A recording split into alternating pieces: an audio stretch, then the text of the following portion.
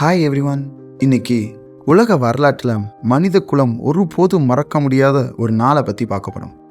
August 6. இந்த தேதி ஏன் உலகம் முழுவதும் நினைவு கூறப்படுது தெரியுமா? ஒரே ஒரு குண்டு வெறும் சில நொடிகளில் ஒரு நகரத்தை முழுசாக மாற்றிய நாள் இது.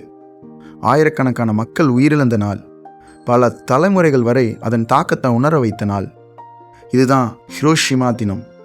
இந்த வீடியோவில் ஹிரோஷிமா மீது ஏன் அணுகுண்டு வீசப்பட்டது, அந்த நாளில் என்ன நடந்துச்சு, அந்த குண்டு எவ்வளவு சக்தி வாய்ந்தது, அதன் பிறகு என்னென்ன மாற்றங்கள் ஏற்பட்டது, இன்று ஏன் உலகமே ஹிரோஷிமாவை நினைவு கூறுது என்பதெல்லாம் பற்றி பார்க்கலாம்.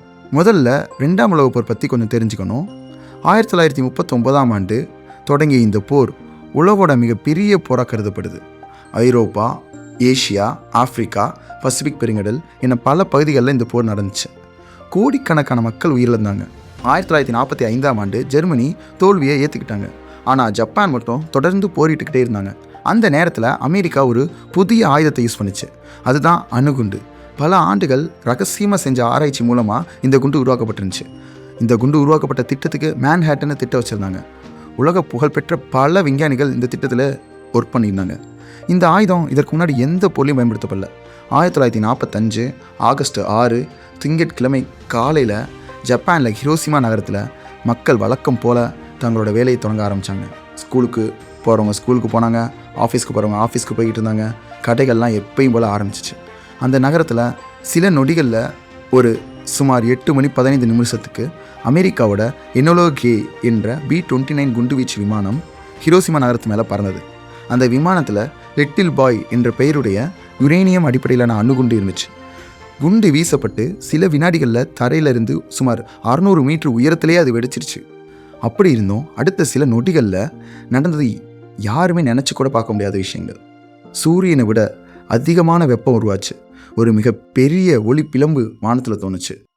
வெடிப்பின் அதிர்ச்சி அலை பல கிலோமீட்டர் தூரம் வரை பரவியது. ஆயிரக்கணக்கான கட்டடங்கள் கன நேரத்தில் இடிஞ்சு விழுந்துச்சு. மரங்கள்லாம் எரிஞ்சிச்சு. சாலைகள் சிதறி தெரிச்சது. நகரத்தின் பெரும்பகுதி தீப்பிடித்து எரிஞ்சுது. வெடிப்பு நடந்த இடத்துக்கு பக்கத்தில் இருந்த ஆயிரக்கணக்கான மக்கள் உடனே இழந்துட்டாங்க. பலர் கடுமையான தீக்காயங்களோட உயிருக்கு போராடிக்கிட்டு இருந்தாங்க. ஹாஸ்பிட்டல்ஸும் சேதமடைஞ்சனால அடிப்பட்டவங்களுக்கு உடனே சிகிச்சை தர முடியல. இதோட எல்லாம் முடியல. அணுகுண்டோட மிகப்பெரிய ஆபத்தே அதோட கதிர்வீச்சு தான். வெடிப்புக்கு பிறகும் அந்த கதிர்வீச்சு பல வருஷத்துக்கும் பீப்புளை அஃபெக்ட் பண்ணுச்சு. புற்றுநோய், இரத்த நோய் மற்றும் பல்வேறு உடல்நல பிரச்சனைகளில் இது தந்துச்சு. சில குழந்தைகள் பிறக்கும் போதே பிறவி குறைபாடுகளோட பிறந்தாங்க. இந்த தாக்குதலை உயிர் தப்பியவர்களுக்கு ஹிபோஷா என்று அழைக்கப்பட்டாங்க. அவர்களில் பலர் உலகம் முழுவதும் பயணம் செஞ்சு அணு ஆயுதங்களோட ஆபத்தை பற்றி மக்களுக்கு விழிப்புணர்வு ஏற்படுத்தினாங்க. சுமார் 1945ஆம் ஆண்டு இறுதிக்குள்ளே ஹிரோஷிமாவில் சுமார் 1,40,000 பேர் இறந்ததாக கூறப்படுது. இது மனித வரலாற்றோட மிகப்பெரிய பேரழிவுகளில் ஒன்று. ஆனால் நாம் இங்கே ஒரு முக்கியமான விஷயத்தை புரிஞ்சுக்கணும். இந்த அணுகுண்டு தாக்குதலை பற்றி உலகம் முழுவதும் இன்றைக்கி பல்வேறு கருத்துக்கள் உள்ளன. சில வரலாற்று ஆய்வாளர்கள் இதனால் போர் விரைவாக முடிவுக்கு வந்தது இன்னும் சொல்கிறாங்க. இன்னும் அதிக உயிர்ப்புகள் தவிர்க்கப்பட்டன இன்னும் கூறுறாங்க. ஆனால் சிலர் பொதுமக்கள் வாழ்ந்த நகரங்களில் அணுகுண்டை பயன்படுத்தியது ரொம்ப மோசமான செயல் இன்னும் கடுமையாக விமர்சிக்கிறாங்க.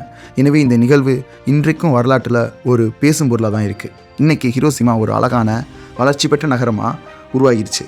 அங்கே அமைதி நினைவு பூங்கா, அணுகுண்டு நினைவிடம் மற்றும் அருங்காட்சியகங்களாக அமைக்கப்பட்டுருச்சு. ஆனாலும் ஒவ்வொரு ஆண்டும் ஆகஸ்ட் 6 அன்று காலை 8:15 மௌன அஞ்சலி செலுத்தப்படுது. உலக அமைதிக்காக பிரார்த்தனைகள்லாம் நடத்தப்படுகின்றன.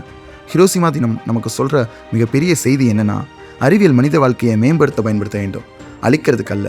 போர் எப்போதும் மனித குலத்திற்கு பேரழிவையே தரும். அமைதி, மனிதநேயம், ஒற்றுமை மட்டுமே உலகை பாதுகாக்கும். தேங்க்யூ. இந்த வீடியோ பிடிச்சிருந்துச்சுன்னா லைக் பண்ணி ஃபாலோ பண்ணி எங்களை சப்போர்ட் பண்ணுங்கள். தேங்க்யூ.